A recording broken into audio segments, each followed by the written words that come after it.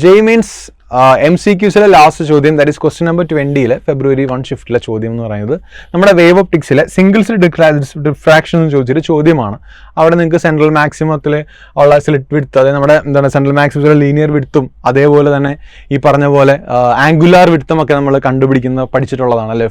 Focus അതായത് നമ്മളൊരു lens വെച്ചു, സിംഗിൾ സ്ലിറ്റാണ്, അവിടുന്ന് ലൈറ്റ് റേസ് വന്നു, ഇപ്പോൾ സെൻട്രൽ മാക്സിമത്തിൽ ഉണ്ടാകുന്ന വിഡ്ത്തിനെ കുറിച്ച കാര്യം നമ്മൾ പഠിച്ചിട്ടുള്ളതാണ്. അതിന് ഇക്വേഷൻ നിങ്ങൾക്കറിയാം, 2 λd/d.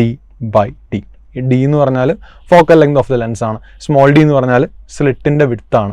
അപ്പോൾ ഇവിടെ നമുക്ക് നോക്കാം, 2 λ 6000 × 10⁻⁻10 ആണ്. ഞാൻ ഇന്ന് മോഡിഫൈ ചെയ്ത് 3 0 ഒഴിവാക്കി.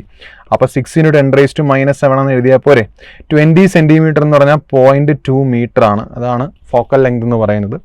അതേപോലെ തന്നെ സ്മോൾ ഡി എന്ന് പറഞ്ഞാൽ എന്താ ശരിക്കും തന്നിരിക്കുന്ന സ്മോൾ ഡി എന്ന് പറയുന്നത് സ്ലിറ്റ് വിഡ്ത്ത് ആണ് അല്ലേ. Single slit of width 0.01 mm എന്നാണ്. അപ്പം ഇതിന് 10⁻⁻2 ന് 10⁻⁻3, അപ്പോൾ = 10⁻⁻5 എന്ന് എഴുതാം.